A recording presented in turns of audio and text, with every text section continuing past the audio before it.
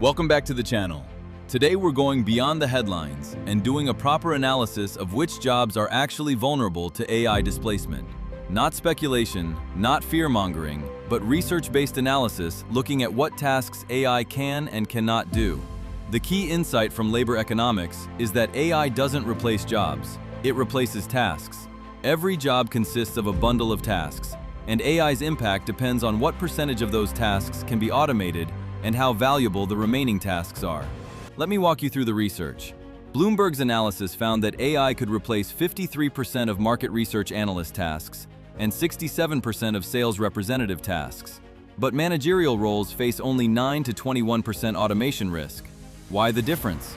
Because market research and sales involve a lot of data gathering, pattern recognition, and routine communication, tasks that AI handles well. Management involves relationship building, judgment under uncertainty, and navigating organizational politics, tasks that AI struggles with. Anthropic, the AI company that makes Claude, published research on AI task exposure. The Dallas Fed used this data to classify occupations into 3 categories: least AI exposed, moderately AI exposed, and most AI exposed. The least AI exposed jobs include cashiers, janitors and building cleaners, and laborers who move freight and materials.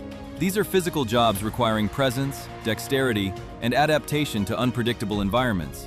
The moderately AI-exposed jobs include truck drivers, retail salespeople, and teachers. These jobs combine routine elements that AI could assist with and interpersonal elements that require human judgment. The most AI-exposed jobs include first-line supervisors of retail sales workers, secretaries and administrative assistants, and customer service representatives. Notice a pattern? These are information processing jobs that involve a lot of communication, scheduling, and data management. Goldman Sachs identified the occupations with higher risk of being displaced: computer programmers, accountants and auditors, legal and administrative assistants, and customer service representatives. Their analysis looked at factors like task repetitiveness, the consequences of errors, the connections between tasks, and the value of AI-exposed tasks compared to wages. Let me explain that last factor because it's crucial. If AI can do 60% of your job tasks, but those tasks represent only 30% of your job's value, you might be relatively safe. Conversely, if AI can do 40% of your tasks, but those are the high-value tasks your employer actually cares about, you're in trouble. IBM's Ask HR system handles 11.5 million interactions annually with minimal human oversight. That's not a pilot program. That's full-scale deployment replacing human HR staff for routine queries. Legal research firms are discovering they can replace entire research teams with AI that scans databases, identifies relevant statutes, and cross-references case history. But here's the nuance that gets lost. MIT research estimated that while AI could in principle automate 11.7% of the labor market, whether automation will reach that level remains uncertain. History shows that automation tends to reallocate work rather than eliminating it outright. Jobs change, but total employment has been remarkably resilient through waves of technological change. The World Economic Forum's 2025 Future of Jobs report found that 41% of employers worldwide intend to reduce their workforce in the next 5 years due to AI automation. But they also project 170 million new roles emerging by 2030. The catch is that 77% of AI-related jobs require master's degrees, and 18% require doctoral degrees. This is the uncomfortable truth about AI job displacement.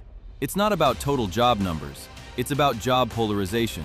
High-skill jobs that require advanced education are growing, routine middle-skill jobs are shrinking, and low-skill physical jobs remain relatively protected because robots still can't clean unpredictable environments or navigate construction sites as well as humans can. Geoffrey Hinton, the Nobel Prize-winning computer scientist known as the godfather of AI, made a profound observation. He noted that while mass layoffs haven't yet materialized, AI is reducing entry-level opportunities. This is the hidden cost. We're not firing people en masse, we're slowly closing the door on the next generation entering certain careers. So what should you do with this information? First, understand your job at the task level, not the title level. List out everything you do in a typical week and honestly assess which tasks AI could assist with or replace. Then focus your development on the tasks that remain human essential. Second, understand the economics. Even if AI can do a task, it needs to be cheaper and more reliable than humans for employers to make the switch. Many potential automations remain economically unviable because implementation costs, error rates, and liability concerns outweigh savings. Third, recognize that the transition is gradual. You likely have time to adapt, but that window won't last forever. The workers who thrive will be those who learn to work alongside AI, using it to amplify their capabilities rather than competing against it. In my next video, I'll focus specifically on the impact on young workers and what the entry-level job market looks like in the AI era. Let me know in the comments what tasks in your job you think are most vulnerable to AI. I read all of them and might feature some in a future video. Until next time.